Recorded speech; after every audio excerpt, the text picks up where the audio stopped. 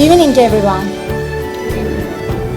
My name is Dr. Servet Yatin, and I have the honor of serving as the Provost and Chief Academic Officer of Quincy College. Thank you all for coming for our second scholarly conversations. Last year, we assembled scholarship, teaching, and learning team to generate ideas for bringing Quincy College to the community. One of the team's many excellent ideas was this event, Scholarly Conversations. This event is not just a way to showcase our talented faculty, it is a way for us to say thank you to our community members and all of the support you provide us. Before we start, I would like to ask all team members please to stand for a round of applause for putting together this terrific event.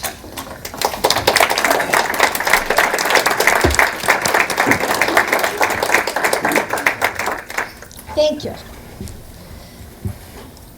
I also want to thank our member of board of our governors and Representative Frank Santoro. Thank you for being here. Thank you for all you do, and thank you for coming.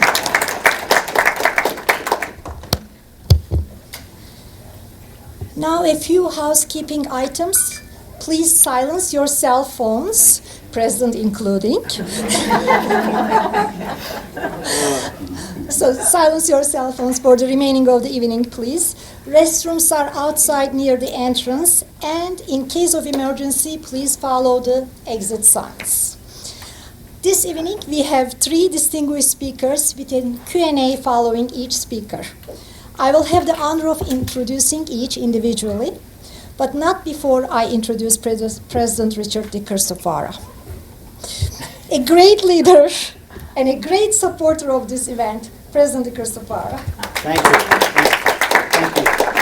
I would just say welcome back again. Welcome back again. What a terrific thing. And, to celebrate, the more you can celebrate, the more you increase this culture that we have in this college, and to highlight really some incredible faculty. So thanks for the presenters before this. On whatever that date was, it was marvelous, and I think this night will be another way to celebrate some wonderful things going on, and then also to connect to the community. So I want to thank Servet, the provost, for that, but also thank the faculty for everything that they do every day for our students. Our students are incredibly special. So are the faculty. So I want to thank you very, very much. Enjoy the evening. Thank you. Thank you, President DiCristofaro. It's all with your leadership. Now, they say the world has never been more divided. But I think Professor Kornhiser might disagree. She would say that the battle lines between science and poetry were drawn thousands of years ago. But she would also say there is hope. It is my pleasure to introduce Professor of English and Humanities, Dr. Laurel Kornhiser. Laurel earned her PhD in literature from Northeastern University. Long interested in the intersection between literature and science, she has presented at various conferences, including the British Society for Literature and Science Conference. In addition to teaching literature and writing courses at Quincy College since 2010, Dr. Kornhiser has taught poetry writing to inmates at the Plymouth County Correctional Facility and worked with probationers through the bibliotherapy program called Changing Lives Through Literature. Please welcome Dr. Kornhiser to present Science and Poetry, Frenemies.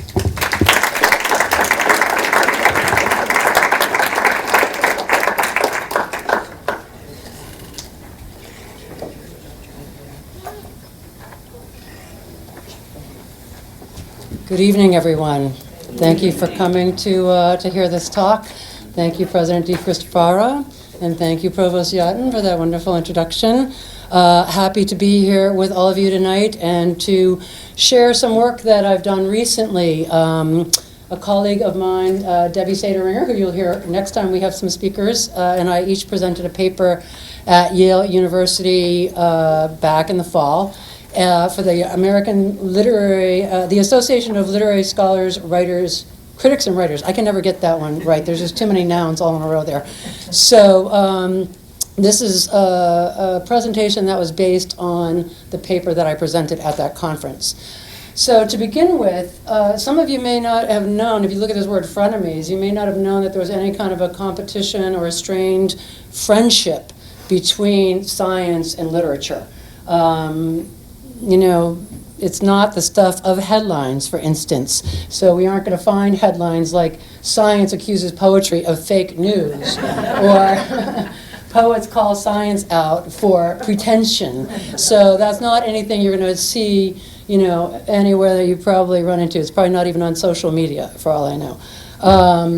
However, these are some headlines or paper topics and website headlines that I just pulled off the internet just the other day. So it's an ongoing debate, an ongoing competition, subject to conversation. Science and poetry, a view from the divide. Science, poetry, oxymoron or vital device. Verse in the universe, the scientific power of poetry. Science versus poetry. And science and poetry, more similar than you think. So just from these alone, I think you can tell that this is sort of a vital conversation. So the question is, what is at stake? Why does it matter that, you know, poetry has things to say to science and about science, and science, I'm not really sure how much science pays attention to poetry, to be honest with you. I think that, I have to say, I think that the poets pay more attention to science than vice versa. And having presented at the British Society for Science and Literature, I can say that there are always far more literary people there than there are science people, outnumbered probably 3 to 1 maybe. But what's at stake are really the essentials of our existence.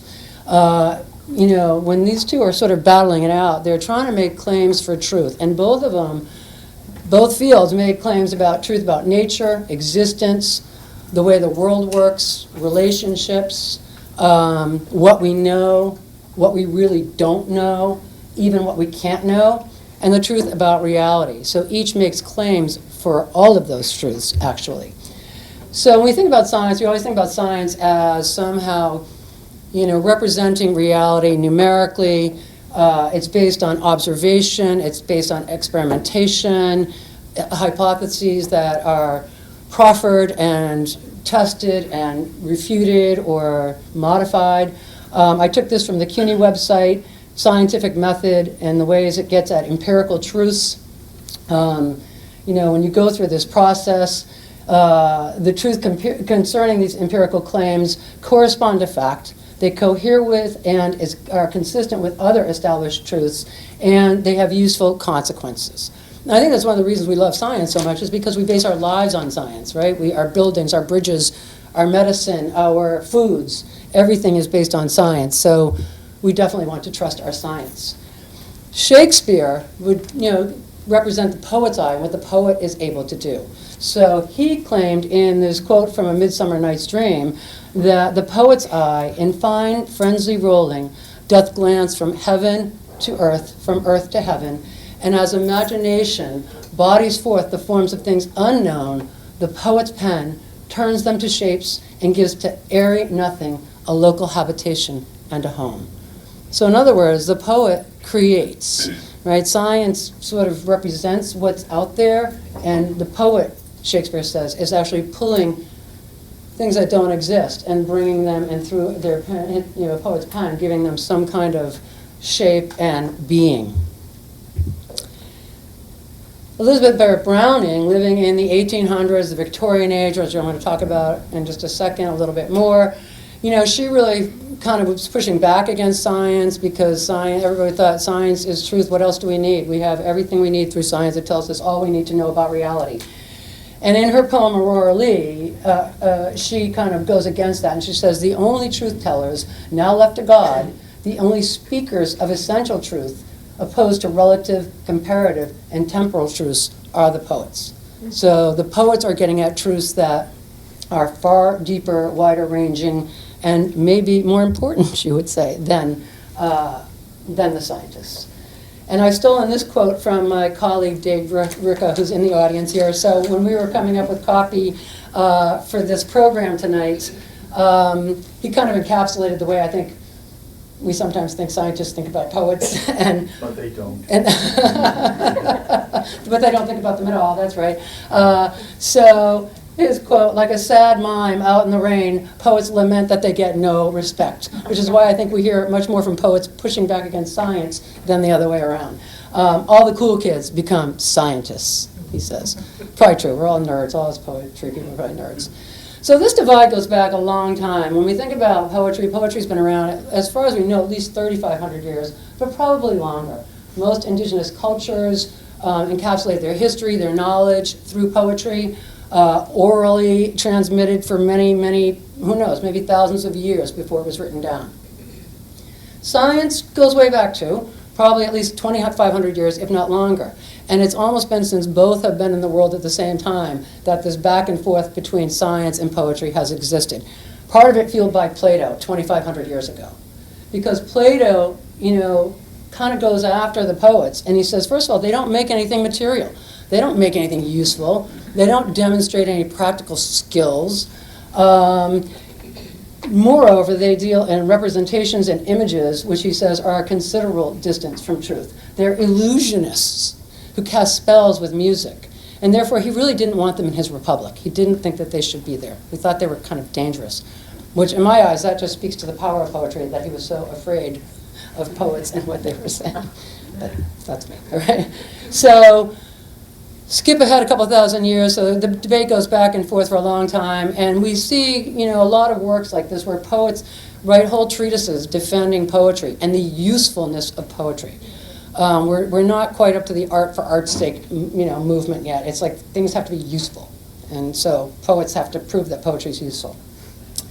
So Sir Philip Sidney, writing in the mid-Renaissance, talks about the natural philosophers, which is what scientists were called until the 19th century, and mathematicians, and he says they have the works of nature for their principal object, while only the poet, disdaining to be tied to any such subjugation, lifted up the vigor of his own invention, doth grow and effect into another nature, in making things either better than nature bringeth forth, or quite anew, forms such as never were in nature. So in other words, the poet is a creator. This is also what Shakespeare was saying, right? Poets create something brand new. Scientists, I'm not going to say merely, scientists represent what is, what's already here. So the creator versus the describer, maybe. That's Sir Philip Sidney saying that. So this really heats up when the age of science comes into the fold, which starts sort of in the Renaissance with Copernicus, Galileo, and then we get into Newton, and then in the 19th century into Charles Darwin, and suddenly science is informing everyone's lives, and it's everywhere visible, and it's being heralded as, the way to understand our world and reality, and rightfully so. When we think about all of the things that arose in the 1800s because of the age of reason, the age of the Enlightenment, also known as the age of science. There are so many things that emerged that were impacting everybody's life everywhere you looked. And so, we had obviously all the things of the Industrial Revolution, all the machines, the steam engines, factories, trains, paleontology, germ theory, the periodic table, all came from that one period, and this is when the natural philosophers become scientists, and the field gets codified as a discipline. So of course we have pushback against that, right? The claims were that all you needed was reason and rationality to understand our world. That's it. So the Romantics come along.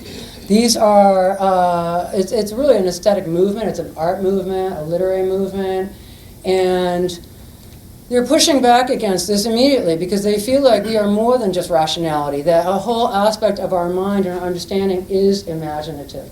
They also resent the subjugation of nature to science's peering eyes, and I'm using some vocabulary from two of these poets, that science, doesn't have enough of a big picture in what it's doing sometimes, that it's peering too deeply into things at a cost.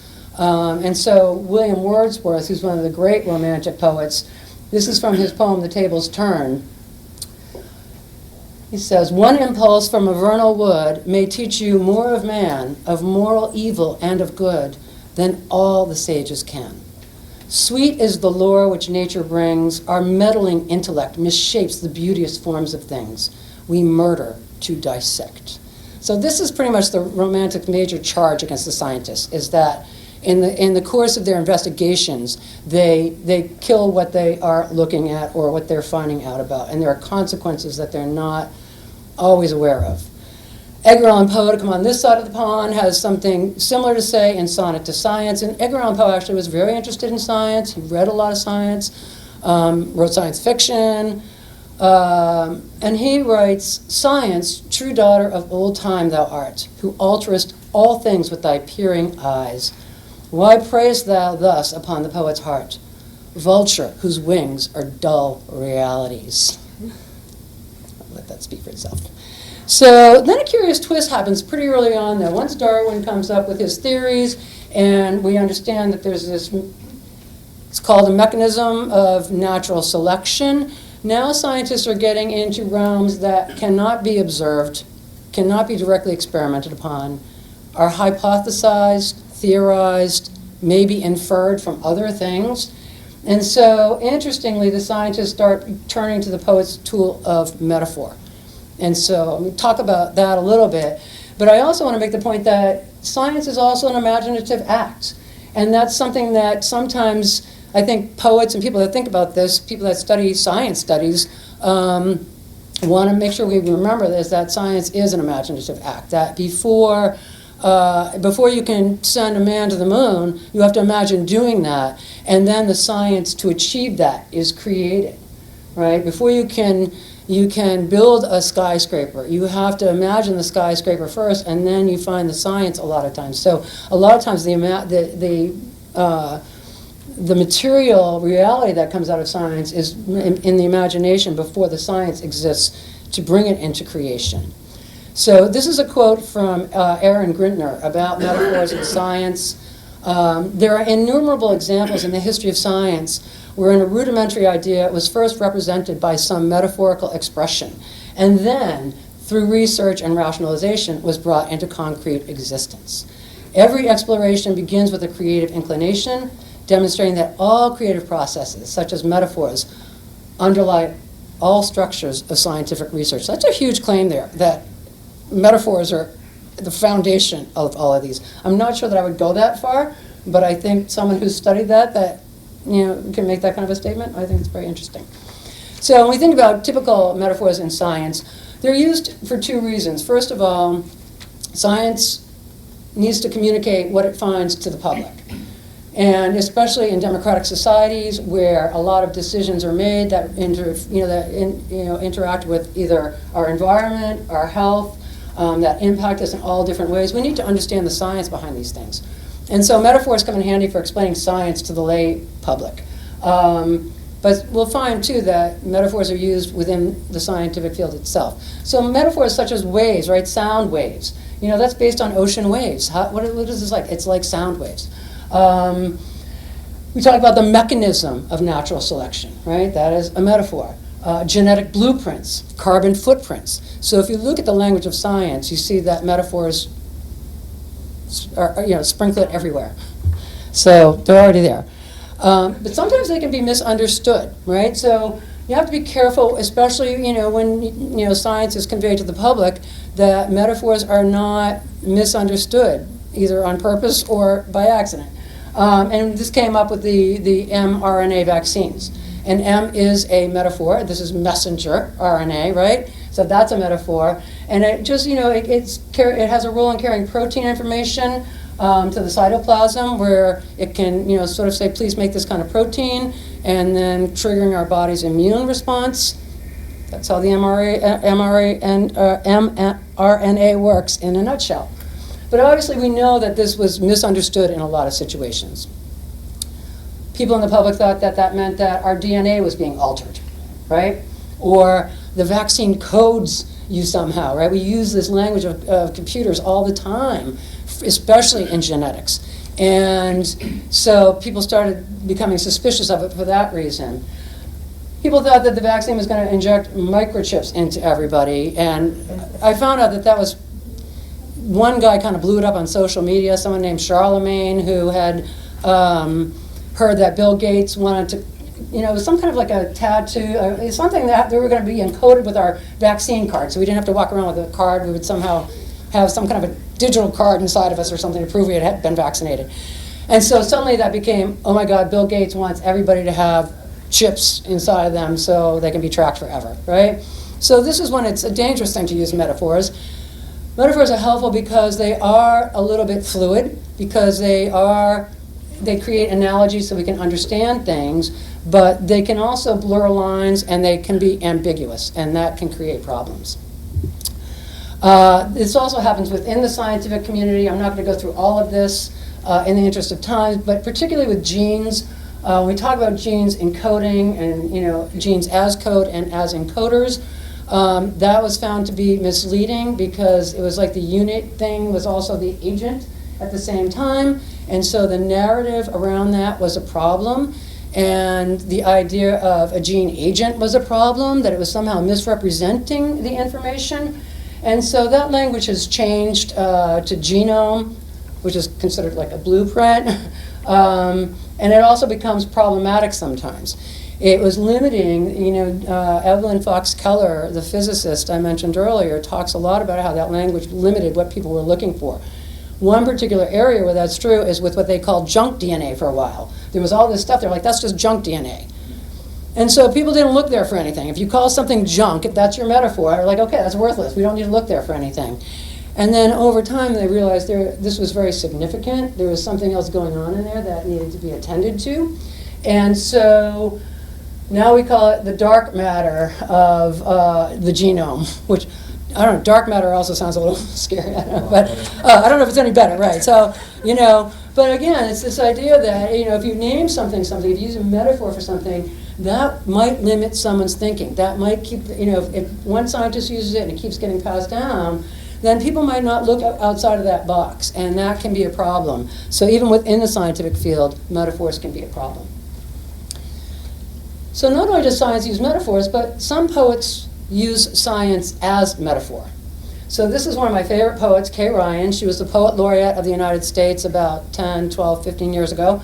And she's got a lot of poems that engage with science, but she uses it as a metaphor. She's not using it as her subject. She's using it as an analogy to show us something about our crazy human existence. And she was quoted at one point saying, I feel like science and I are making a picture from opposite sides. So she recognized and wanted us to recognize what she was doing. So here's a little bit of one poem called Intention. Sometimes only hours separate the cotyledons from the wooden plant. Then if you want to eat it, you can't. So it's like that idea that act on your intentions, right? If you wait too long, it's only a slight moment sometimes between intending something and the whole thing being untenable for some reason, right? So she's using a little bit of botany in there. This is against gravity. So here we have some physics. How do we move under weight? What opposite force do we generate that keeps our clothes floating around us, for instance, or goes any distance toward explaining our fondness for jumping? Some pump, like a fish tank's maybe, some auto-aeration or something, because we're glad some mornings and buoyant as though we had no bombs or appointments. I could talk about that poem for an hour, which I'm not going to do. So just suffice it to say it's out there. You can go back and read it some more. So here's one more, Any Morning. Again, this is a poem that's kind of talking about what happens when you get up in the morning. Everything seems to be going normally, and next thing you know, it all falls apart somehow. You get into a fight with your significant other, or everything just gets to be in shambles as you're trying to get out the door. So she says, any morning can turn molten without warning. Every object can grow fluent. Suddenly the kitchen has a sulfur river through it. There is a burping from the closet, a release of caustic gases from the orange juice glasses. The large appliances are bonding in a way that isn't pleasant on linoleum as friable as bacon. We never fathom how he caused it, or why we never see it coming, like Hawaii. So I don't know if that ending's supposed to be, wow, that's a beautiful thing that comes out of all that mess, or if it's like, wow, things can really get disrupted, and suddenly you've got a whole volcanic island that comes forth from the ocean. So a second poet I'm going to talk about, last poet I'm going to talk about is Marianne Moore, and she's considered the most scientific of modernist poets. She was very, very interested in science. She was a political science major in college, but she was always interested in biology and had hundreds and hundreds and hundreds of books on biology. And so she makes the statement that precision, economy of statement, logic employed to ends that are disinterested, drawing and identifying, liberate, at least have some bearing on the imagination. So that language she's using at the beginning is sort of like what we think about with scientific statements, right? Precision, economy of statement, logic. And then she kind of gets a little slippery toward the end of that quote, like she always does. So these are just a few of her titles. I'm not going to read them all, but you can see she's very interested in, the fauna and flora. These are mostly the animal and sea life kinds of characters that she looks at through her poems. So I'm going to look at one poem, even though she has all these poems about, pangolins and nautilus and all these other things. She's got this poem, An Octopus, which isn't actually about an octopus at all. It's about Mount Rainier and the glacier at the top of Mount Rainier, and she thought it looked like an octopus. And so she's got this poem, and it's a long poem. It's a 100-something line poem. Would you like me to read it? So anyway, it's a very long poem, and I'm just going to give you a couple of little snippets out of this poem. So the poem is like a mountain in some ways. So a mountain is a composite of its plants, of its animals, of its rocks, of its processes. And this poem, too, is a composite. This poet is very famous for making collage poems. She didn't think anything about borrowing something from a telephone book or an ad or a brochure and putting it into her poem.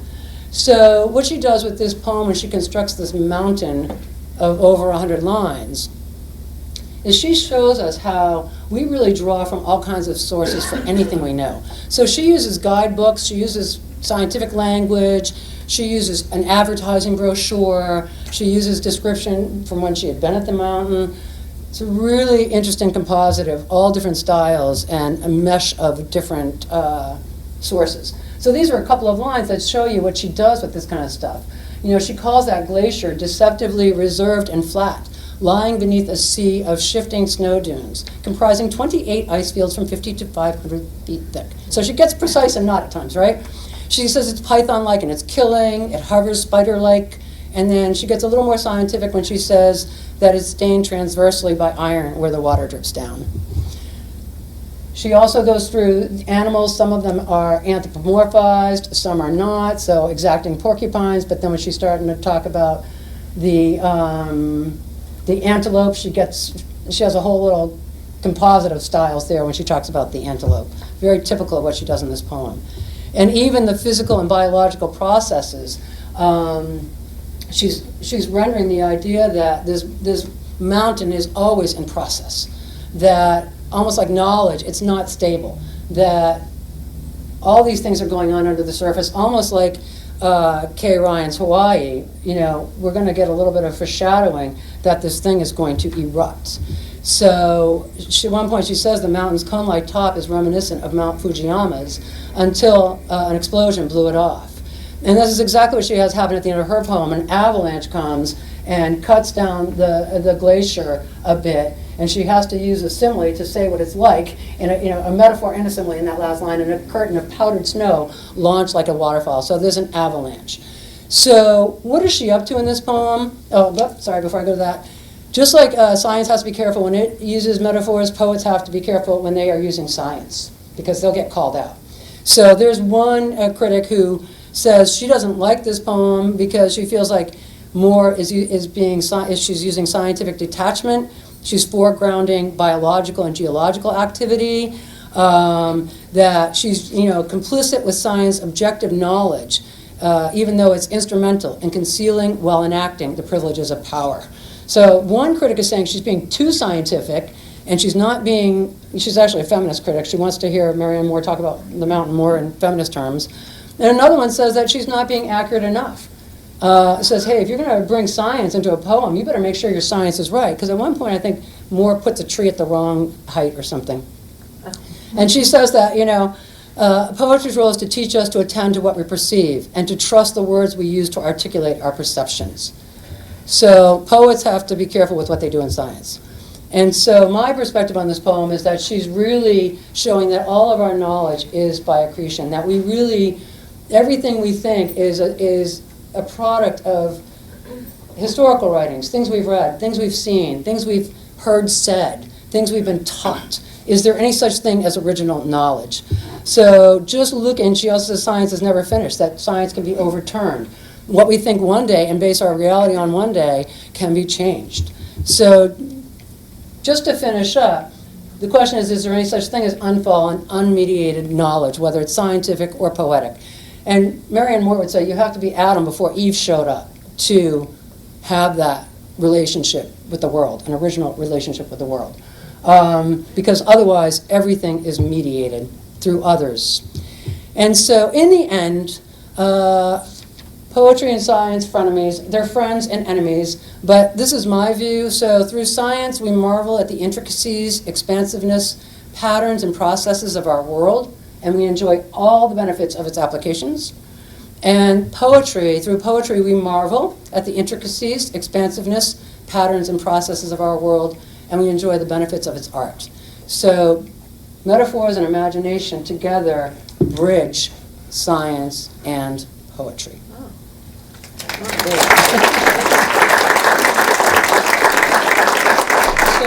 anyone has comments, questions, thoughts? Yes, Dean Carroll. So it's not a question. Okay. As you were speaking, it occurred to me that scientists really have nothing else at their disposal than metaphor, right? Because they're, especially if they're observing something brand new, right? So the only thing they have to talk about it is relying on waves or, these other words. I don't know. Right, and I think there are some people that feel like science doesn't admit how much it relies on metaphor and metaphorical language. Mm-hmm. But analogies are always slippery. Yeah, you're absolutely right. Yep. Dave, you had? Yeah, I was going to say something similar. The best scientists are good at getting across ideas, and usually that involves something poetic.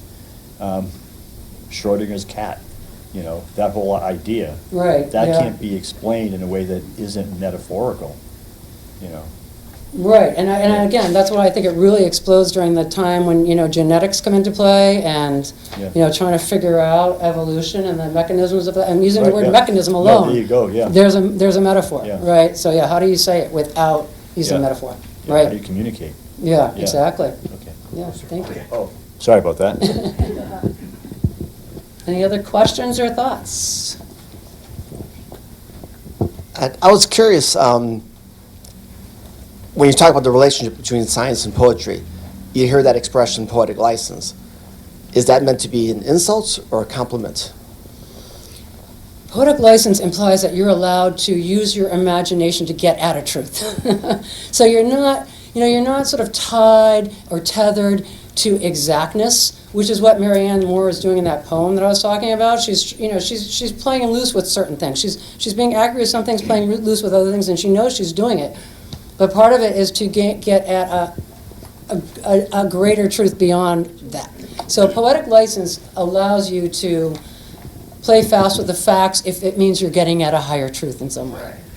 Do you happen to know, this might be an unfair question, but when that expression came into use? I don't. I wish Steve Dooner were here because he probably knows. Do you know, Debbie? Does anybody It might be know? an interesting moment. Yeah, no, I don't know. I'm Yeah. done. Okay. I think we have a question over here. Well, it's always fascinated me that science fiction, they take science and they use their imagination, and they have made scientific discoveries through watching and thinking about science fiction, which is using your imagination. 100%. And, I teach certain stories. Like I taught one recently by Ray Bradbury called The Veldt, written in 1950. And it involves a virtual room. It involves virtual reality and some kids who are like the kids today that don't want to be told they can't play video games 8 hours a day. And the parents are like, you can't spend all day in that virtual room. And so the kids who can, because they know more than the parents do of technology always, right? And so the kids end up using the African veldt, which is like the savanna area, and create lions, and then when the parents are going to shut them out of the room, they shut the parents in the room instead, and I hate to say the lions eat the parents, but it is Ray Bradbury, exactly. Yeah, 1950. Right, so many of his stories. So he anticipates virtual reality, and people are using those goggles these days to go through these virtual experiences, and there he was writing about it over 70 years ago. And there are a lot of science fiction writers, the things that they were writing about 100 years ago are reality now. And I like that because it kind of blows my students away a little bit, because sometimes I think anything that was written more than 5 years ago is ancient history. So it's cool to be able to share that with them. So, yeah, yes.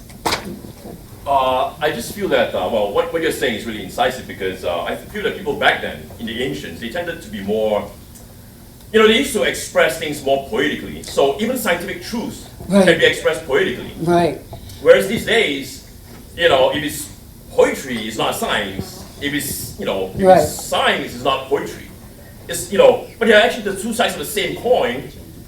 But people back then were more integrated. They were able to embrace these things. So I feel like these days, we tend to be a little bit more compartmentalized. Yes. Either this or that. It sort of speaks to like a certain kind of divisiveness that we have in society as well.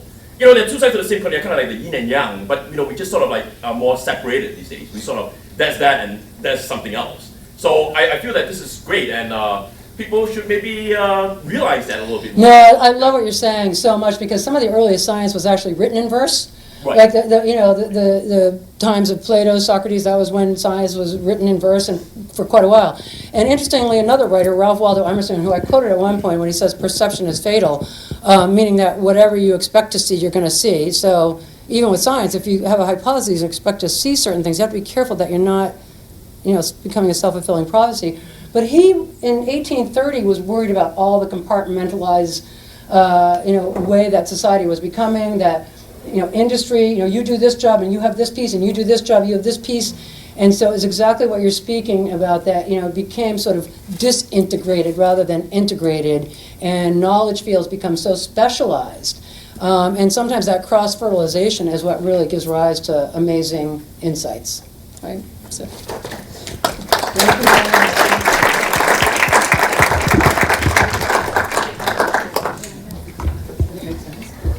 Thank you, Dr. Kornhiser. I'm impressed with your vocabulary. An English and Humanities faculty member having such a scientific vocabulary happens only at Quincy College.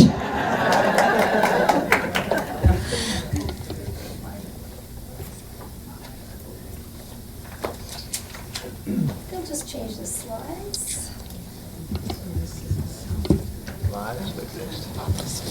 It's okay. Thank you.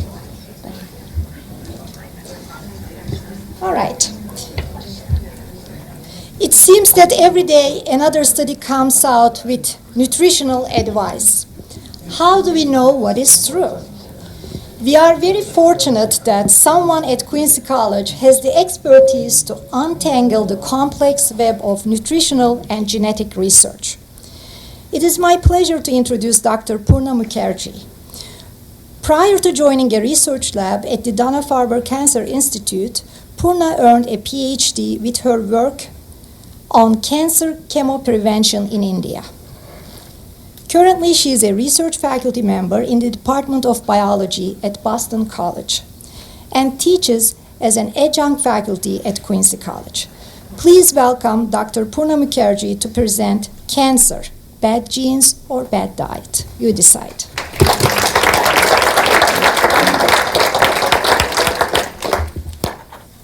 Ready? Thank you. Thank you, Dr. Yeti, Mr. President, my co-worker who helped fix the title. I'm really bad at that, anyway. And if I go over, just stop me. Yeah, so let's, well,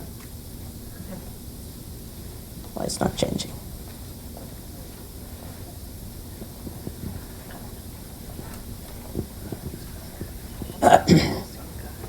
If you all know, I don't need to define what is cancer. I don't need to define what's mutation.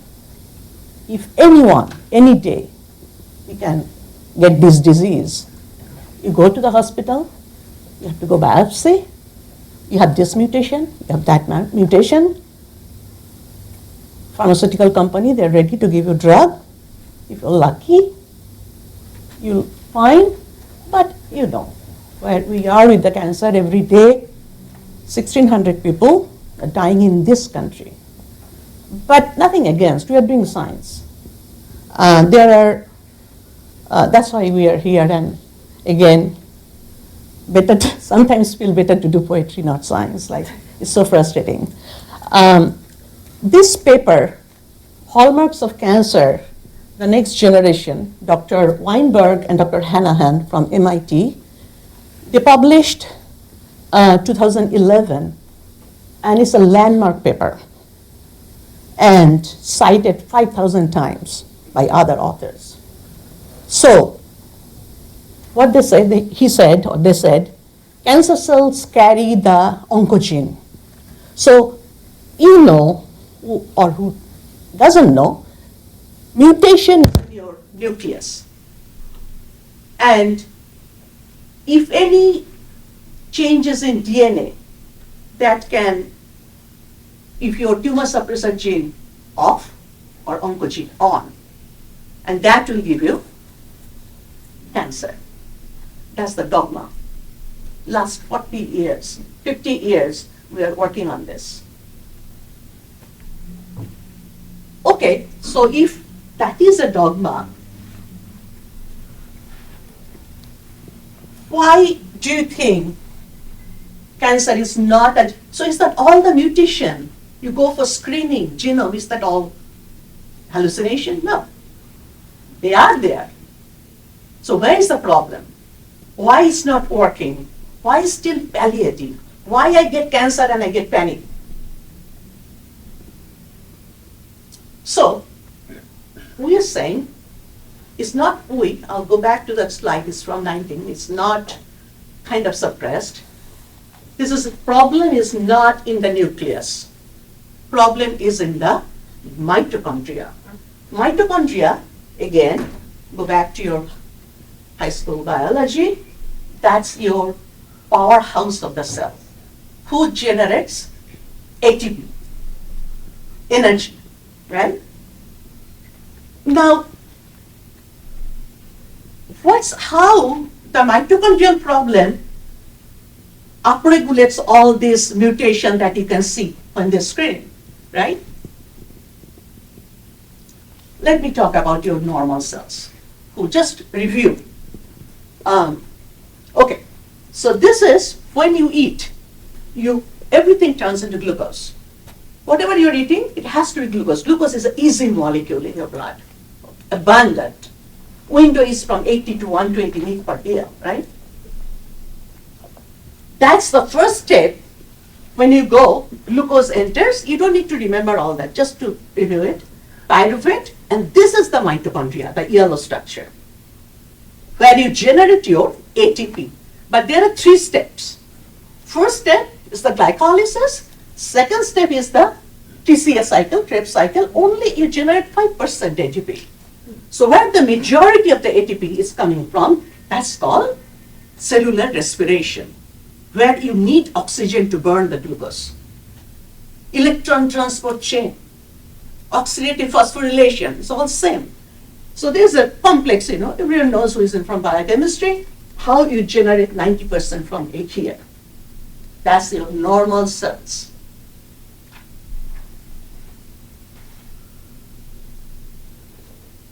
In cancer cells, we are saying, most of the ATP is coming from these 2 steps, that's damaged. Electron transport chain, complex 1, 2, 3, 4, 5, who knows, that's some problem there. Because it's a very quick, and what's happening for the cancer cells, you go the glucose, everything goes to lactate. That's known. That's known, scientists are accepting that highly glycolytic. All cancer cells proliferate like crazy, and they are highly dependent on glucose, and they produce lactate. Even you don't have oxygen, because glycolysis you don't need oxygen, so you produce lactate. Like when you're doing a lot of exercise, you generate lactate in your muscles because you're deficient in oxygen. So cancer cell can live in hypoxic condition. So that's lactate is called fermentation, like bacteria. Fermentation, you ferment what? Ferment glucose to produce lactate. And that's known. That's not, we are saying something new. What we are saying new, the second one, so that means you're saying cancer cells love glucose. Of course. That's their only food. What do you do for your PET scan? Tracer glucose, FDG uptake. Why do they do FDG uptake? Why not fatty acid uptake? Because cancer cells love glucose, like there is no tomorrow. So you just putting the tracer and doing your PET scan. Ooh, look, all white things. That's my tumor. That's my tumor, right? They know. But how can you target glucose? It's hard. This is your another one. We figured out. It's not we again. The group of scientists that are working on metabolism, glutamine. So the painful thing is glucose and glutamine. These are the two major fuels for the cancer cells, but the two more abundant molecule in your blood. Glutamine is everywhere. Your gut needs glutamine. It's an amino acid. Glutamine is an amino acid. It's a building block for proteins. That's in your muscle. That's for your immune cells. But cancer cells also love that. Now, if that is the case, if this is kind of damaged and you are generating, you are basically glucose and glutamine, that's a nice word, fermentation. You don't need oxygen. So cancer cells ferment. What do they ferment? Glucose and glutamine. Okay. Yes. It's not new. Warburg, German scientist, 1956, that's the Warburg theory of cancer.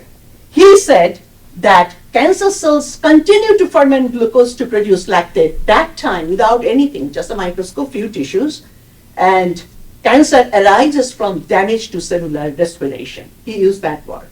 Only thing he was missing, he didn't know about glutamine at that time. So, basically, cancer cell ferments. My message from the few slides, cancer cells ferment glucose and glutamine. Glucose is from food, glutamine also from your food, you eat meats and all that. But what's next? Understand? Those are the two major fuel. Little bit more. Every cancer cells has damaged mitochondria. What you see here, this is a nice normal mitochondria. It's called cristae, double inner membrane, cristae structure, where that number 3 electron transport chain, also enzymes are sitting here. So structure, that's the diagram. That is electron microscopy. That's for cancer. GBM is a brain tumor, but every tumor has defective mitochondria. Cristae structure. Structure determines function. How come with this mitochondria they should have a normal respiration? Not. So that's a fight with us now. So 90% scientists from everywhere, top scientists, they're saying no, their oxidative phosphorylation is okay. Few of us just saying no. Okay? It's a big, big fight. Now, it's a cartoon picture. It's not just we drew it. It's from all paper. All the papers that developmental scientists, mostly not cancer scientists, did so many years. It's just you have to study, read. People have no time to read them. They want another grant or they want another position. They are just narrow. If you read all this paper and if you connect the dot and draw this picture, this is, think about the green cells, your normal cells. This is the nucleus and tiny, tiny mitochondria. Red one is the cancer cells. That's their nucleus and that's their mitochondria. So normally, normal cells will give normal cells and tumor cells will generate tumor cells, right? Now, this is called nuclear transfer experiment. If you transfer this nucleus to the normal cells, if you have a problem with the mutation in the nucleus, then it should not be a normal cells. That will give you the cancer cells. Same thing for the tumor cytoplasm. If you bring the normal nucleus, you still get tumor cells. So problem is not in the nucleus. Problem is in somewhere else. Some people before they said it's in the cytoplasm, it's actually in the powerhouse. How they generate energy, how they're fermenting. So that's the thing. You can do the other way, people are doing it, mitochondrial transfer. This is nuclear transfer. You can do the mitochondrial transfer experiment. So if mutations are not the origin of cancer, then how the cancer cells get all this mutation, right? Okay, so next slide is little complicated, but I'm going to explain. Don't look at it. Don't look at it. That's all in this book, but I'll make it easy. So just look here. This is the mitochondria. Think about it. This is the mitochondria. That's the nucleus. What happened? You know, cancer is not overnight. I eat something, tomorrow I get cancer. No, it's a chronic disease. Either some carcinogens, or radiation, hypoxia, inflammation, oncogene, virus, age, anything that will slowly, chronically will damage your mitochondria. At the same time, you reduce your oxphos respiration, and you increase your fermentation. Slow process. And this is called too much retrograde signaling. You don't need to know all this. Reactive oxygen species generation, that signal goes to nucleus. And then by default mechanism, everything upregulate, which you see all highly angiogenic, anti-apoptotic, you don't know all these, anyways, all these hallmarks of cancer. And you see the mutation, but mutation is not the cause. Problem is here. What they're trying to do, I'm trying to give you a GF receptor inhibitor drug. That's not going to work. That's not going to work. Because your problem is here. Problem is not in the nucleus. How do you know further? So if all cancer is a mitochondrial metabolic disease, what should you do? At least they have something. What kind of therapy do you think can affect the cancer? Of course, is a glucose and glutamine hog. So first, as I said, if you think the cancer cells are eating glucose and glutamine, and one molecule in your body, I don't know if you know that or not, that's called ketones. Ketones you have very low level in your body, 0 point something. But if you go for fasting or dieting, caloric restriction, your ketone level goes up. Why? Because your normal cells now switch from glucose to ketones. Cancer cells damaged mitochondria cannot ferment ketones, cannot ferment fatty acids. They can only ferment glucose and glutamine. But normal cells also need glucose.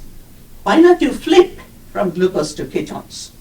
So ketones, if you keep it in a physiological, you cannot go pathological unless your ketoacidosis with the diabetes. Ketosis condition is always good. Now, if you can go for increase the ketone level, decrease the glucose level, can you manage the disease? We don't know. Let's see. So any therapy that can reduce your blood glucose and glutamine, glutamine is there, and elevates blood ketone at physiological level should kill tumor cells and keep normal cells healthy. Okay? What are the mode? What are the different ways I can reduce the blood glucose? Of course, if you don't eat, how is possible? I have a cancer, I will not eat. Caloric restriction, fasting, ketogenic diet. You know, it's a high fat, 0 carbs, protein diet. There is a ratio. I'm not a nutritionist. I'm just telling you, this is the way. I'm a researcher, but there are some nutritionists now tagged. Ketone ester maybe. What about the glucose? How can you reduce the glucose? If you do not, these are all drugs. Metformin is for diabetes, insulin, 2-deoxyglucose, better to avoid if you can manage with the diet. That's because our approach is a non-toxic way. Toxicity of chemo, if you really need it, different issue, is a very personal. You understand now. Dana-Farber will not like it. But it's a very personal thing, depends on your situation. If you have a weight watch time, before you go for another scan, Why not? Try it. So that's caloric restriction. I did a lot of work last 20 years on mice with cancer, published. Whenever I did caloric restriction study, people think it's a starvation study. Like if you don't eat one meal, that means you're starving. That's not the case. And this differs from starvation. Oh, I sleep like 8 hours in the night, I miss one meal. That's killer. That's the killer. It maintains minerals and vitamins. It enhances mitochondrial biogenesis. People know who are really health conscious, they go for that periodically. But cancer, we have to think about how to modify. Now, again, normal blood glucose, this is the glucose, that side is the ketone. So the black line, 8 millimolar, if you reduce to say around 3, which is hard, but it's possible, and if you, at the same time, you don't need to increase ketone. When you reduce glucose normally, ketone goes up. And ketone goes, this is the area where you can manage the growth. So this is the fun, this is the basis. Now, did it work in the preclinical study? Yes. Yes. This is just 3 figures. I didn't have all the papers. I cannot say all this. Just one example. AL means this mouse is eating high chow food that usually in the animal facility gets supplied. So, and this is the caloric restricted group. And you can see the significant reduction of the brain tumor growth in the B6 mice. Now, then I have another model. This is highly metastatic. You tag with luciferin gene, and you can see again high fat, they're going everywhere. Liver, spleen, lungs, kidneys, and with the ketogenic diet study, significant reduction. These are all published, and when you're doing this, question comes and published and also review and media. Now the patients are coming, email, phone call. Can you go for ketogenic diet? So is that working or not? First study, she is Nibelling case report. It is a long time ago, and that's the first one we attracted, like 2 15, 16 years old, and she was studying nursing or doing PhD at Cleveland Clinic, and she published that, and you can read the whole thing. Ketogenic diet reduced the blood glucose and increased the ketones and managed the 2 children's brain tumor. Doctors just give up, we cannot do much. So she said, why not I just do it? Let's see if we can manage it. So that's the first study, and then it's non-follow-up. She moved to NIH, and we are just reading that paper. Oh yeah, it makes sense. So let's do more. This is our first case study from Italy. The woman got brain cancer, and the funny thing is her son is a radiation oncologist. He doesn't want to radiate mom's brain. And we start laughing. Really? You want to radiate all your patients, but not your mom's brain? Why? Don't you think it works? Yeah. So he said, just between you and me. Okay. And actually, I can tell now, it's open. He's in Pittsburgh, UPMC Medical School, Dr. Zupuli. And she got brain tumor, but she was with the radiation and chemo, and on the top of that, the diet. But it's remarkably, I have still that email, like, she has no tumor, we couldn't find anything brain tumor, which is very unusual, but for some reason she went back again, and they gave devastating some kind of thing. If you can see, that's the tumor there, MRI contrast enhanced, here after ketogenic diet and standard therapy, and she was kind of get rid of that tumor from the brain. For brain tumor, this is challenging. So what we are saying, standard of care, for especially for the brain tumor, look here, what do they do? First thing, radiation. Radiation break your glucose glutamine cycle between neuron and astrocytes in the brain is a tight cycle. You cannot disturb that. Radiation break that, release all the glutamine. Then what do they do? Steroid. Steroid-induced hyperglycemia. Glucose is on the roof. So you're releasing glutamine, you're releasing glucose, what else you need for the tumor cells to grow? Need to stop this. And only one drug, temozolomide, I don't know if you know that or not, Last 50 years they didn't change because of the blood-brain barrier. There is no new drug, so they're same thing. No improvement. Maximum 2 years survival. That's the Stapp et al. This is the guru of radiation, even brain tumor surgeon. You can see the survival curve. This is, 50% death in 1.5 years. And you all know that when you get GBM, glioblastoma multiforme, is no hope. And they tried their best. Okay, that is the case. Our next question, provocative question, should be the first hand of therapy. Should ketogenic metabolic therapy become the standard of care class, not radiation and chemo? So that came out, and that's really disturbing for the whole field. Brittany, she was on the People magazine cover. She got brain tumor, 2014, and she took her life January 2014, November. Look at the steroid effect of the face. Yeah. She took her life. She went to Oregon, only state that you can do that in the presence of mom and husband. She took her life. On the other hand, Pablo Kelly from England, same year he was diagnosed with a brain tumor, still surviving, and he refused chemo and radiation, and we published that. Ketogenic metabolic therapy without chemo or radiation for the long-term management of glioblastoma. He got married, he was 24 years old, and he got married, 2 kids, happy. And when you talk about that with Stapp, someone emailed to Stapp, what do you think? He said it's just a fluke. Yes, true. We need more flukes. We need more flukes. He's right, it is fluke. So, you know how he maintains. Every day he used to measure his blood glucose and ketones. And that's called glucose ketone index. And that's in the paper. You can see if you think about glucose 3 millimolar and ketone 3 millimolar, your GKI, glucose ketone index, is 1 ratio. And that's perfect. No tumor cells can survive. That's perfect. And your normal cells are happy with the ketones. Second case report, I don't want to, I have to go fast now. 24-month follow-up, she is fine. Next study with the breast cancer, not just brain. Then look here, is everything gone? Then we did a lung cancer, same response, and this is all the list that's on the paper. And the last one that we are going to publish is accepted. Resolution of malignant canine mast cell tumor using ketogenic in dog. In dog.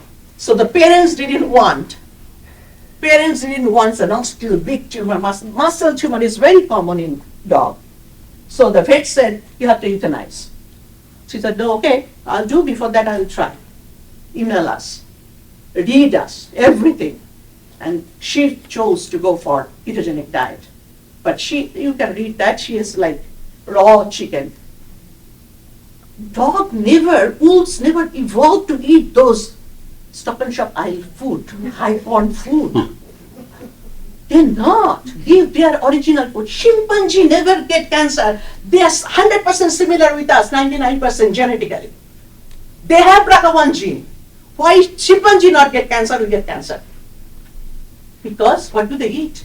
Throw some McDonald's and that soda in their cage, you cannot do that. That's unethical. If you throw that and wait for 5 years, look the chimpanzee's breast cancer rate. These are all same. Like I have BRCA1 gene, I'm not getting cancer, another is BRCA. So BRCA1 means nothing. Mutation means nothing. Problem is, if with my BRCA1 gene, with my diet lifestyle, if I damage my mitochondria, I will get cancer. She with the BRCA1 gene with a huge good life diet and lifestyle, she will not get cancer because you are not damaging your mitochondria. It's not 100% penetrance. Same for your hereditary. My mother has breast cancer, I will get, you may not. Like Angelina Jolie, took everything out, breast out, ovary out, because mother has. I doubt. Think about, she maintains her figures, everything. I don't think she eats a lot of carbohydrate diet every day. She wouldn't need to. She was fearful, like I have to take it out because my mother had cancer. So that's the summary. Preclinical case report study indicate that ketogenic diet, don't worry about restricted, and effective metabolic therapy And therapeutic effects of ketogenic diet against brain cancer can be okay. Now, I didn't talk about glutamine. That's okay, another day. You need drug. Glutamine is drug, but should I eat meat because that has glutamine? Yes. That not change. That's need drug because glutamine receptor inhibitor or glutamine utilization in the cells. There are lots now underway, but they are giving so high dose. And my recent paper came out with the drug. We don't know. It was working fine. If they stop it for some reason. So very tricky with the pharmaceutical company. You cannot make money. It's already working fine. And they took it out, and now we're getting from China. We're getting from China. They said, yeah, it's available here. Bring it here because some patient want it. They want to leave. Cancer is not a genetic disease. Cancer is a mitochondrial metabolic disease. Well, in our society, if we keep our mitochondria healthy, we won't get cancer. Very rare, just like the chimpanzee. But we're confronted with delicious foods that may not be so healthy. The food industry has gone to tweak every molecule in the food that we eat, sensitizes the taste bud to make us want this. So our brains are glucose addicted. So sugar doesn't cause cancer, but sugar can cause systemic inflammation. And inflammation damages respiration, and damaged respiration is the origin of cancer.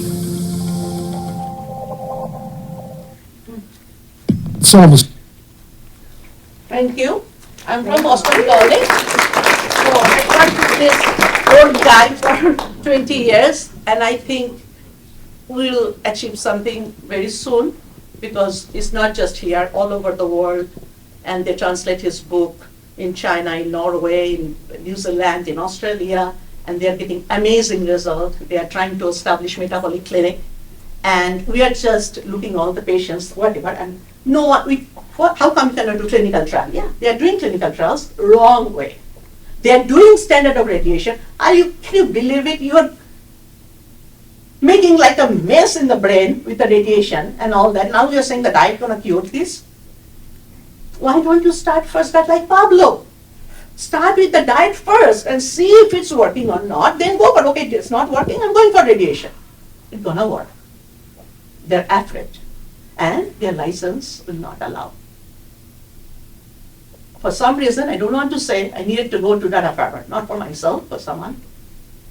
And I met, and they just pat the oncologist, big guy, I'm not gonna tell name, just pat my back, said, I wish you success, but I cannot do it here. I cannot, that's my salary depends on it. Of course. Thank you. Thank you, everyone.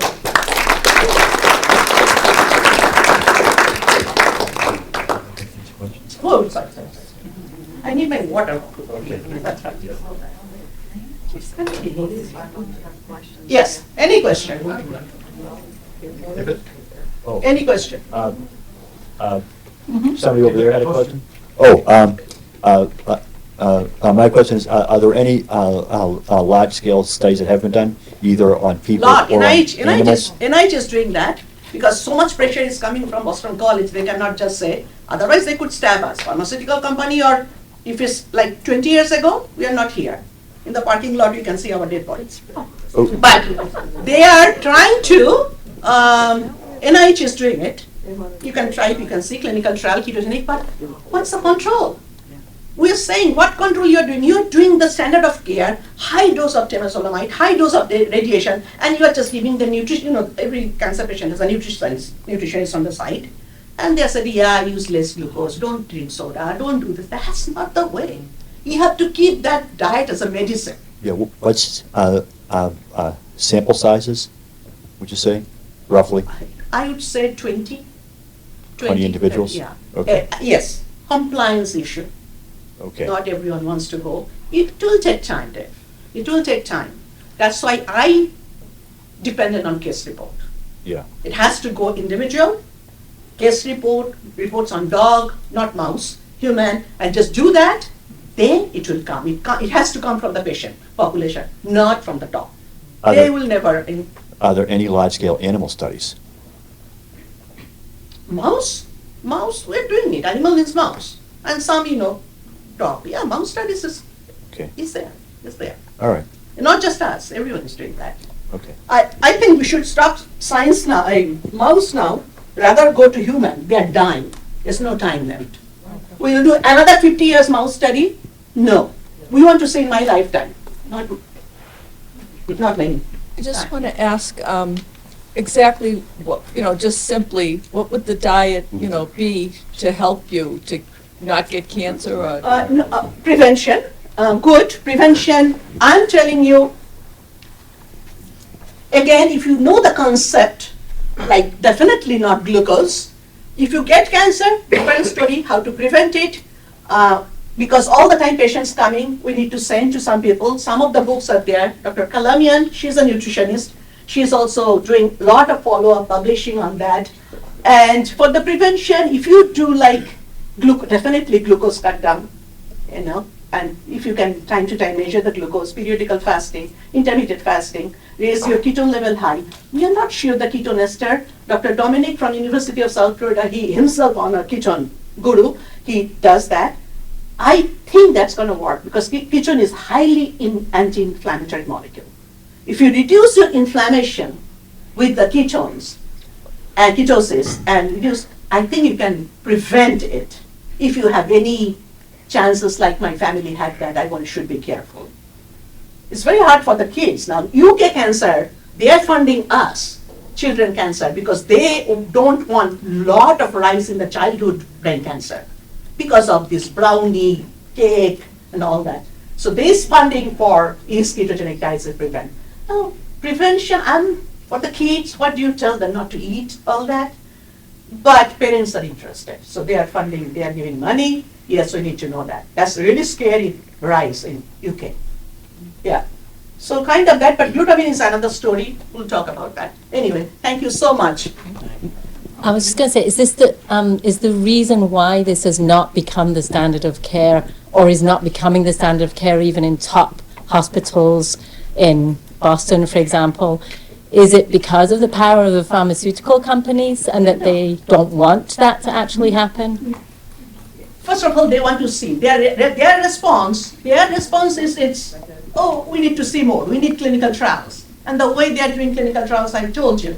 But when I talked to him, he said, yeah, we know nutrition is important. What do you know nutrition is important? What result you saw this patient? Will you not tell the next patient will come? It's not unethical. Yes, I got the same diagnosis. He got cured by something she is doing on him, and you will not do the same thing for him? No. Why? Radiation. Dana-Farber will not be Dana-Farber. Revenue generation, you know how much radiation, how much money comes from radiation? So it is a finance. I'm not against radiation. If I have something here, yeah, I'll go for it. No, never, ever. They need to know the biology of the disease. They need to know the cell biology. Now they're knowing. Believe me, we're not going to stop unless we die. We're not going to stop. We are just pushing it. So let's see what happens. Maybe 2 years, you'll see it. Brain tumor radiation should not stop, but they will not immediately. Surgery, yes, because there's a pressure. You're going to die. You need to debulk. First debulk, go for metabolic therapy, go for scan again. Chemo, maybe, little bit of chemo. I'm not against chemo and radiation. It depends on what are you doing, where are you doing, where's the location. Why not, if you have wait and watch time, why should you run for this? Anyone, that's why I came here, just to tell, you never know, in your family, someone, but did not happen, but preach that. It's out already, and people are coming a lot. You have no idea. We opened the Pandora's box. Now we cannot manage so they're crying over the phone. I don't want to do radiation. They're killing me. I cannot. And I was just telling on the Zoom other day, Cleveland, I should say, why not? Cleveland Clinic's owner, it's on the web actually, that's why. They contacted us. Why? So much money, cannot do something with Dana-Farber? Go there. Helpless. People are helpless when you get that. Oh, sorry, I just have a quick question. With the diet changes that you were suggesting, are those subject to when you are diagnosed at certain stages of cancer? Absolutely. So in other words, if you're stage If you have a very stage 4 or stage 1, 2, if they want to give you something invasive procedure, just say, I'm coming back. Let me see my diet, lifestyle, glucose, keto. If you're in no, or you don't have time, you think about it. Then you have to see. Maybe pancreatic cancer, that's a disaster one. Right. They cured. Even at stage 4? Yes, in Egypt, metabolic clinic. They contacted us. All right. So Egypt, the big guy, veteran guy, he is retired, and his 2 students, he found the results from his book, after reading this book and his video, Sifritz, and everyone license issue. These 2 young doctors, they have family. They want to go and radiate the brain. It's a job, like bread and butter. And then he told, and they found these 2 little young doctor watch everything and discuss with him. Say, can you please manage our license so we can do little bit of metabolic? We'll do standard of care, mild dose, and we'll do metabolic therapy. Havoc results. That's all the publication is coming from Egypt and Greece, and here also. It's working. Are we running out of time? Just another quick question as well. I mean, I was just wondering, like the ketogenic diet, so I see that it's an approach to prevention. But how does it look like? I'm just wondering, because Ketogenic diet not means a bad food. People think, oh, ketogenic diet, no, you can eat meat. So just don't you can eat eat delicious carbohydrate. food? Yeah. One piece of meat in the lunch, Okay. one piece of chicken in the dinner, little vegetable, not a lot of vegetables because that's also carbs. If you are in a bad shape, I'm saying, forget about everything. Forget about that. Just that and little bit of fat, good. Fat is good. Good fat. Avocado, good butter. Go to like organic, I don't know, organic, like good butter, ghee, and little mayonnaise, good mayonnaise. No sugar added in anything. Almond beverage, macadamia nut beverages, nuts. Plenty of foods there. As if you don't eat carbohydrate, pasta, noodle, rice, white bread, no. Sugar, no. I know, it's hard. I know it's hard.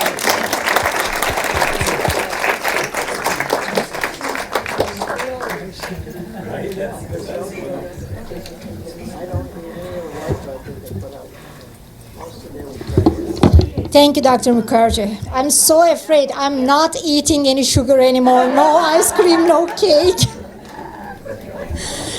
Great research, thank you. All right, guests. There's an expression out there that crime doesn't pay. Unfortunately, that may not be true for the global drug trade, which I read has an estimated global value of how much? Any guesses? Billion? $500 billion a year. Yes.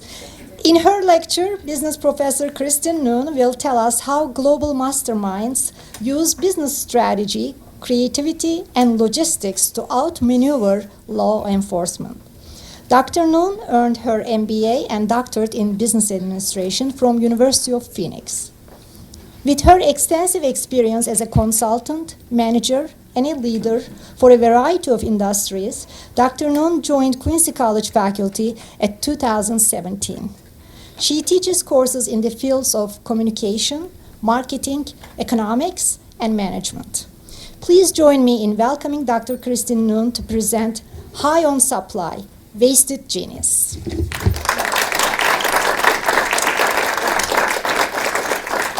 I have some tough acts to follow, so bear with me. Hopefully we can end on a high note. I know that was bad. My kids would be so embarrassed. So I want to talk real briefly about the difference between supply chain and logistics and what that means. Logistics is a part of the supply chain. It's actually the movement of goods between, we'll say, houses in order to make a change to the product. So supply chain is actually taking the raw materials, doing stuff with those raw materials, creating a product, and getting it to the end user. We're going to talk about the logistics of moving cocaine from one place to another. And this is a whole slew of drugs, but we're going to focus on cocaine because when I got into I talk about the drug trade in my classes for the logistics and the economic aspects of it. And so I've had an interest in it. And when I got into, like, I have 15 to 20 minutes to talk about this, I'm like, I got to pick just one drug because otherwise we'll never get through this. So I'm actually going to talk a little bit about where it begins so you guys can follow the journey from the start as it grows, literally at the coca plants.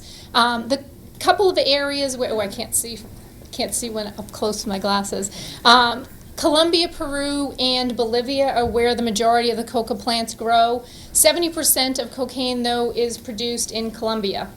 So that's where our journey begins. In the coca plants there, plants are harvested, and then they get taken to these secret labs hidden deep in the jungle. And they don't bring all of the plants to one lab. They bring it to a whole bunch of labs. Does anyone know why?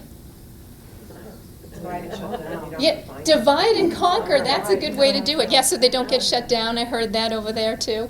Yeah, so in the labs, this is gross. I didn't know this, but in order to get the coca out, they actually use gasoline and other chemicals. This will make you not ever want to do cocaine. So it uses chemicals, they press the water out, and then typically you'll see on the news the bricks, right? That's literally formed originally in Colombia. And then those bricks of cocaine are then distributed to other parts of the jungle, again, very cautiously, in order to be picked up and transferred to other locations. So we're going to start with the Colombian cartels because, again, this is where the story began. 1970s, though, the Colombian cartels were running into problems with law enforcement in the U.S. Colombia also, in the 80s, agreed to extradition treaty, so it's easier for the U.S. to get their hands on some of those high-end people. So they were like, let's start by having some Mexican citizens transport the drugs over the border on foot. Worked for a little while, but then there were some entrepreneurs in Mexico that were like, we could make some money on this. We have connections in the U.S. Let's work with the cartel in Colombia.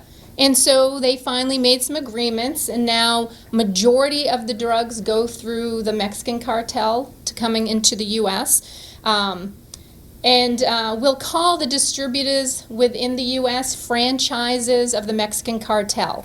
So when you think about like a McDonald's franchise, they have to buy everything, right, from McDonald's. They can't get anything from anywhere else. So that's a sort of franchise concept. They cannot use other distributors in order to get the materials.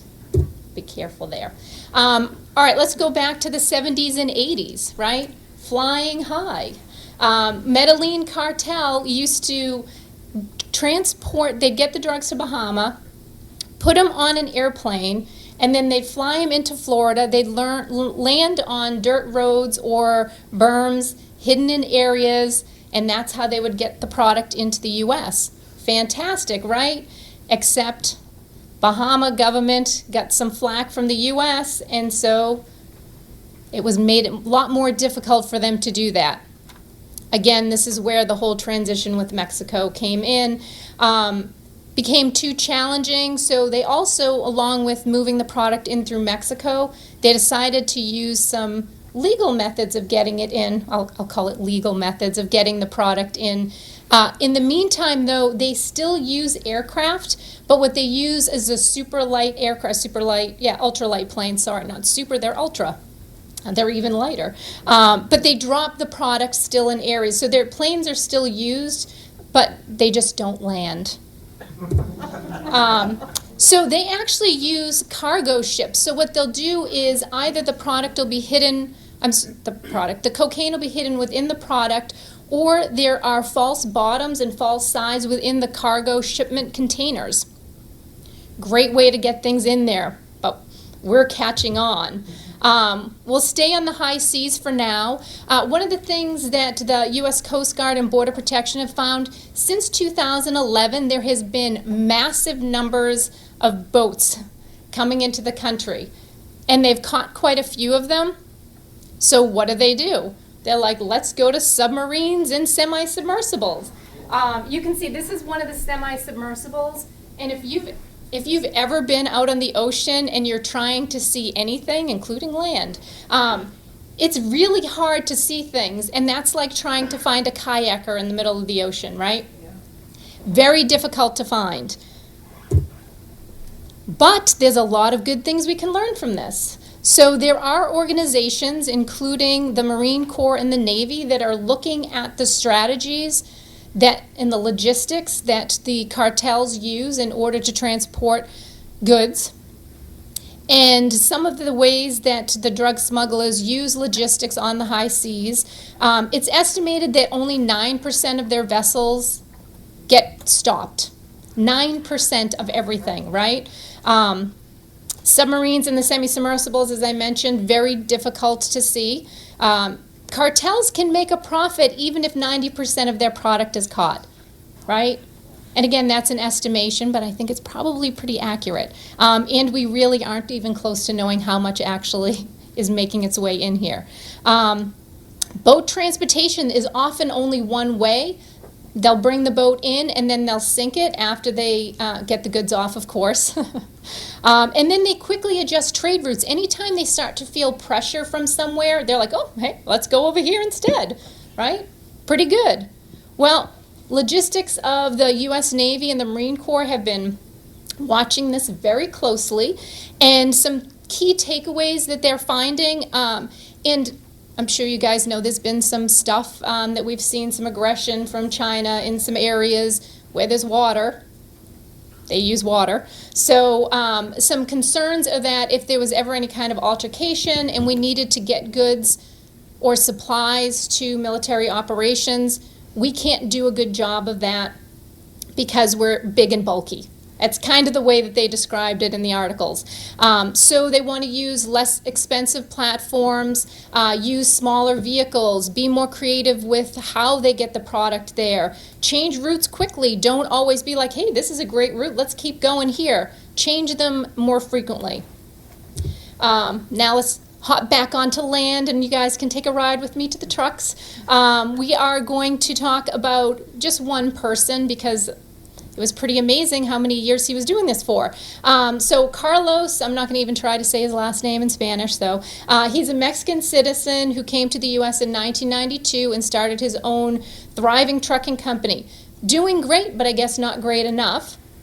2002, he decided to move into the illegal drug trade, and he was using his logistical skills, his trucks, and his distribution hubs to move 300 kilos of cocaine per week. That's over 660 pounds of cocaine per week.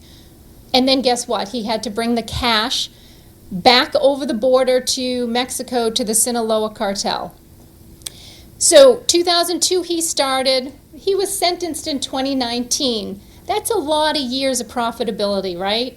Well, why did he get caught? How did he get caught? I don't know, but now they have some new equipment. So the USDA, I don't know if this is how he get caught, but I certainly know that this is a way to keep them from doing this. They use X-ray vehicles. These X-ray vehicles, they're mobile units, and they can see, if there's extra spaces on the floor, on the walls. They can catch things like drugs or cash going either direction. So you know what? That's an obstacle. We can still go back to on foot, right? We've been doing that forever. We'll keep doing that. But we've been building walls, haven't we, right? Right now, there's over 1,000 miles of fence, over 2,000 miles of the border that exists today, 450 of which were built after 2018.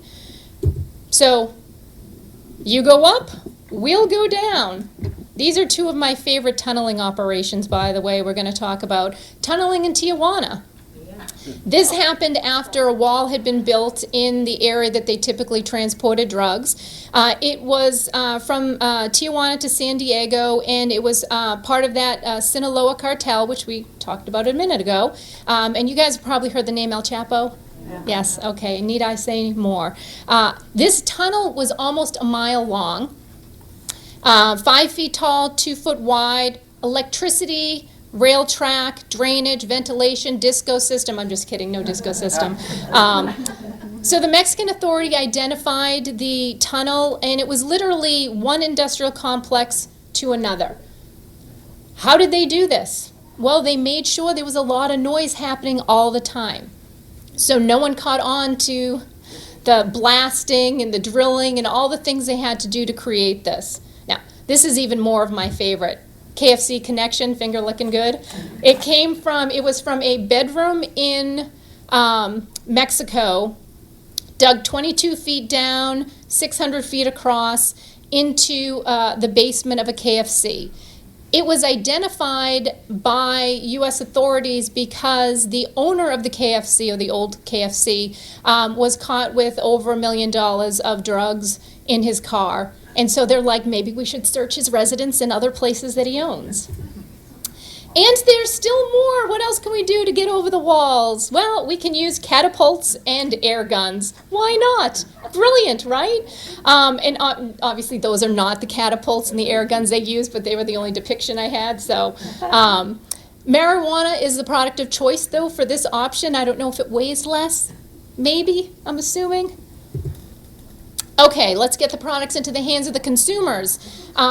There are 6 key Mexican cartels that transport goods into the U.S. Sinaloa, Jalisco, Juarez, Gulf cartels. You may have heard that name recently with 4 American citizens. Beltran, Leyva. So the cartels transport bulk products into the U.S., and then they're going to give them to distributors to get it to the end user. They use commercial trucking, privately owned vehicles, in order to get the product to where they want it to get to, the end user. Start with larger distribution centers and then get smaller. They move to local criminal groups and gangs to distribute the product. The cartel likes to keep their distance as far as they can from the gangs and from the criminal groups. They tend to get caught easier than the big money people. So, let's talk about farming out the distribution. In business, wholesalers will get product, break it down into smaller quantities, and distribute it. Well, there's businesses in the U.S. that either start out as a legitimate business, like that trucking company we talked about, and happen to fall into the drug trade, or they are literally opened strictly as a front to sell drugs and hide everything, right? So let's take a look at the farming industry. Or a farm, we'll talk about a farm. Farms need fertilizer, so getting large quantities of fertilizer wouldn't raise any eyebrows anywhere, right? Well, the drugs can be packed inside the fertilizer, transported to the farm, broken up into smaller compartments or smaller packaging, and then they're shipped out with their regular products and being sold through that. They are stuck inside meat, or they've even been painted to match the color of tomatoes before. Or actually the containers themselves have, again, false bottoms, false sides to hide the product. Online sales are booming. After we distribute it down to smaller organizations, a lot of products are happening a lot of sales are happening online, using mobile platforms, payment systems, even things like Cash App, very common. They use to make it convenient and less risky. Does the on-the-corner drug trade still happen? Yes. But this is a way for people, again, constantly removing themselves from I'll try not to get caught, basically. So use of cryptocurrencies, bitcoins, help reduce the risk for the buyer and the seller. Pickups are identified for a location, go to this location, or the product. And these are just images I pulled up. Toys can be used, stuffed animals are common. People even have done it inside sculptures. Usually the sculptures are like larger quantities. And of course electronics. Transporting of goods, they do also use trains. One of the best methods for them to do is to have an unwitting person, someone that has no idea they're transporting drugs, do the transporting, because they're never going to look guilty, right? They're like, I'm just driving this old couple's car from Florida back up to Boston. They needed someone, I like to drive cars, or a boat, or an RV, right? So a lot of times they'll use, and even coming across the border, I don't know how they talk anyone into doing that, but apparently some people get talked into doing that. So protective packaging, munchies, It can come in packages that are meant to be crackers, but when you open up, it's not crackers in there. These are around the globe. Algerian Defense Ministry posted this picture of the halal meat. It's packaged containers saying it was halal meat, but it was not halal meat inside. They had one, I watched the video on this for the pineapples. They look like real pineapples. They're not. It's all cocaine inside. I was like, that's ingenious. Because, well, I mean, obviously not that ingenious, they got caught. Thank you. Also in tires, people will put it inside their tires, in their spare. In electronics, you guys are going to love some of these. These are the logistically challenged group. If you can see the arrow in the far corner, this gentleman tried to board a plane with a toupee covering drugs on his forehead. We also have, this is another one of my favorite, these are butt-enhancing shorts that they did not pull one over on authorities. And then I broke both legs, and the drugs were underneath the wrappings for that. So the last thing I will leave you with is, if only cartels had been able to manage the toilet paper distribution during the pandemic, we would have been all set. Thank you. I totally didn't talk too quick. I was trying to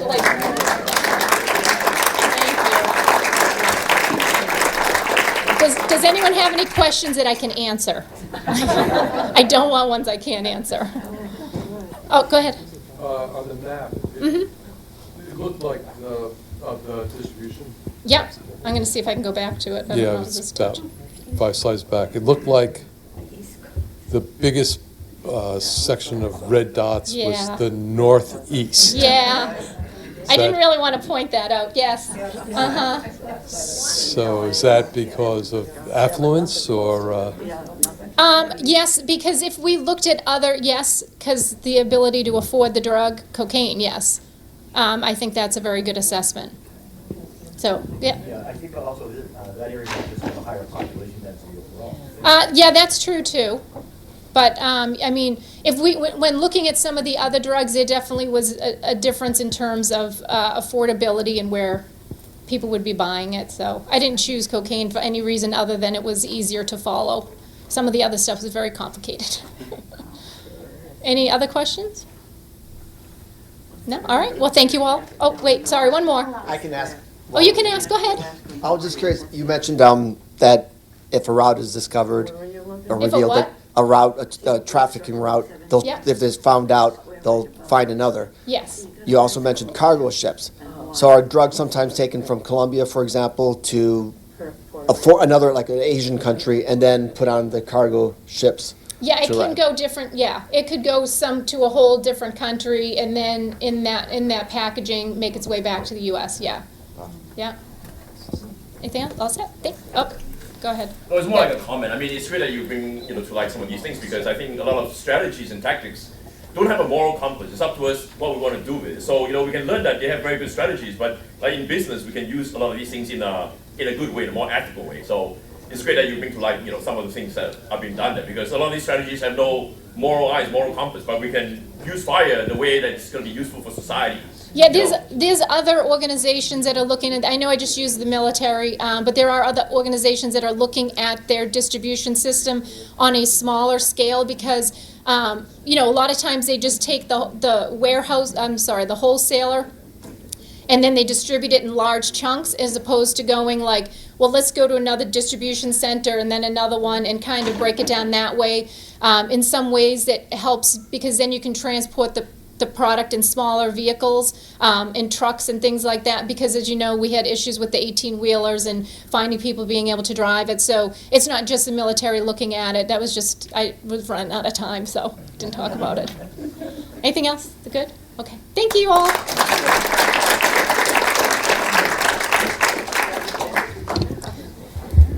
Dr. Noone, that was quite enlightening. We know where to go for pineapple party. Thank you all very much for participating in this event.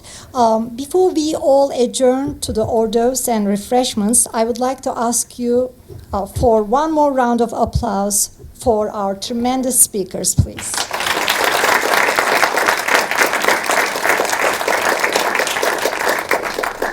Also, a round of applause for our staff from library, IT, marketing, and facilities for their hard work to put this event together. And QA TV for generously helping us with the technology for recording and sound system.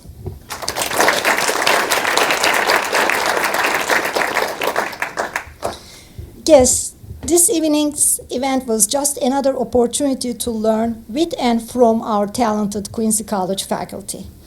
There's a sign-up sheet right over there. Please provide your name and your contact information so that we can stay in touch and inform you of future events. And more importantly, please spread the word about Quincy College. Quincy College is proud to now offer not just associate degrees and certificates, but also bachelor's degrees in business management and computer science. And there is more to come. Once more, thank you all again for coming and enjoy the rest of the evening.